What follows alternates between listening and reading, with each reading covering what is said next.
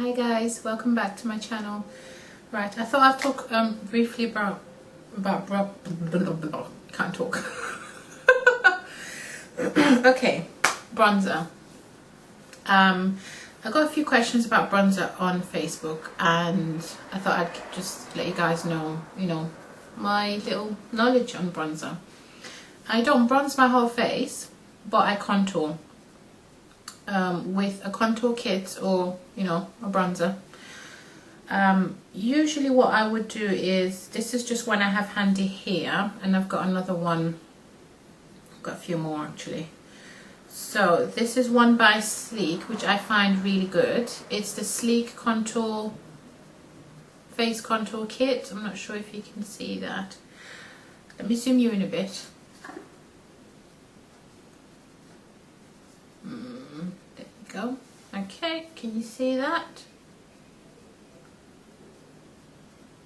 Yeah, there we go. Okay, so this is what this looks like. It's got quite a good mirror, a good compact mirror when you're going out. I'm not going to blind you by showing that to you, but yeah, there you go. So that's the highlight powder, and that's the contour powder that I would use. So what I do, I take a brush like this. This is a brush from Royal and Langnickel. I got this from, I think they do have them at QVC, and I got a few sets from iMats. They're quite good. I find that they don't shed a lot, so that's really handy, and they're really soft as well. So yeah, good brushes. Maybe I'll review, I'll probably review their brushes. Maybe there's a really cute set that I got from iMats, and I think it was pink. Yeah, it was pink. It's really nice. Okay, so what I do, this is kind of a tapered brush. It's quite flat at the sides, so it makes it kind of tapered enough to get into the bronzer and use it. So what I would do, I would dab a little bit on the bronzing powder or the contour powder. Right, to get the hollows of your cheeks, you would make a fish face like so,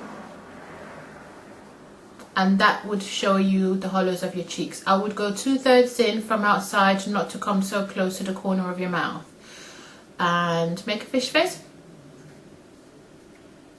And just trace that there, blending it back and forth, but not too close to the corner of your mouth. And you want to make sure you blend this back into your ear, your hairline, so that you don't have a visible gap there.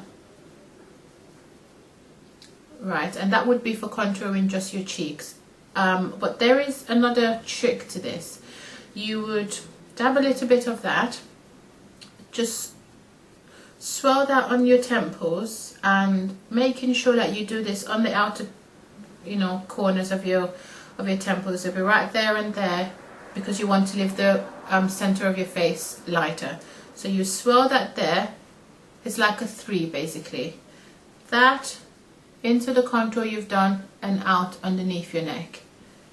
Again, you swirl that in, bring it down, in there and down. And if you find that it looks a bit harsh, you would just take a powder brush. This is again from Royal and Langnickel, and this is the Pro Silk Powder C100, and I'll just use that and blend everything together so it doesn't look so harsh.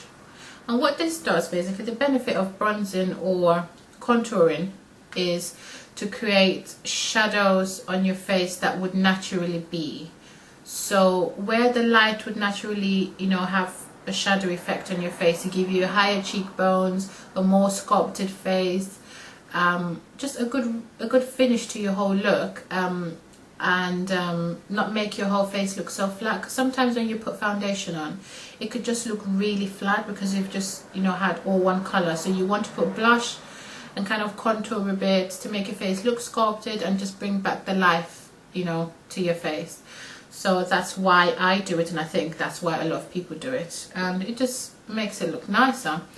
So with that same brush, just make sure you swirl that in there, take that underneath your chin, and this helps to reduce the appearance of a double chin, or if you've got excess skin, flab like me.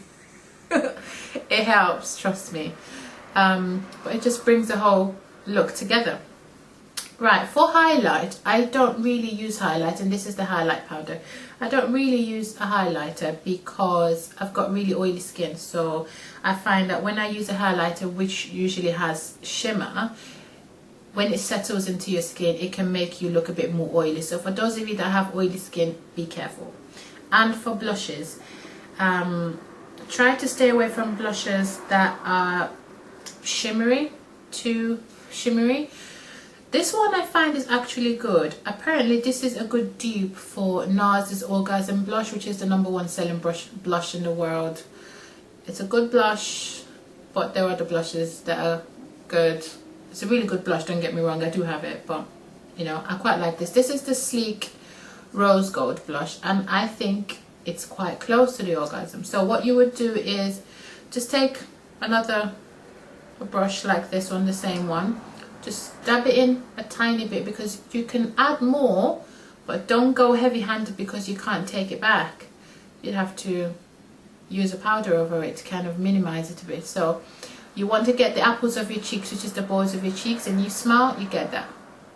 And that's here. So what you would do, you concentrate the color a bit on there, and you want to pull it back again into your hairline.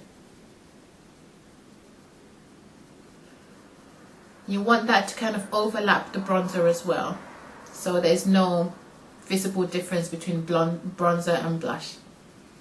And you pull that back into your hairline, kind of blend it in at the corners there. Yeah, so for highlight, what you would do is the highest point of your cheekbones, which is about here, you would use a highlight powder. Now I wouldn't use a highlight powder, because if I use a blush that's shimmery, that's enough for me, and I don't usually use shimmering blushes anyway. Like I said, I've got oily skin. But for those of you that would, if you've got dry skin or normal skin and you don't, you know, shine like an oil slick, this is for you. So you just dip your brush slightly. You can use a really, hang on, well, I find you can actually use a brush like this one. This is a brush by Bedhead. I actually didn't know Bedhead made brushes. I just thought they made hair products. So this is a fluffy brush, but it's an eyeshadow brush. I would use this for blending, but it's quite nice and fluffy, and it gives you a more controlled application of the highlight powder. So you just dab that in on the powder like so, not taking too much, and just take that on the highest point of your cheekbones, again back and forth motions, because you're just trying to highlight the highest point of your cheekbones. You don't want to slap it on and have too much of it. And then all together with a big powder brush, the same one, blend it all together.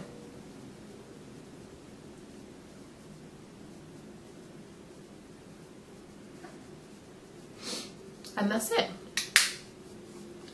That's it. Blusher, bronzer, contouring. And if you wouldn't use a contour powder and you would just use a bronzer, some people, what they would do is they would have a really light foundation and use a bronzer to compensate and kind of create the shadows, but they wouldn't physically contour their cheeks. So they would just put the bronzer on the cheeks, the same motions, but not, you know, making it so defined. They would just bronze the cheeks, bronze the temples, you know, down the neck area, depending on what you're wearing. And yeah, that's it. So I hope this helped, guys, and I'll see you in my next video. Thanks for watching. Bye.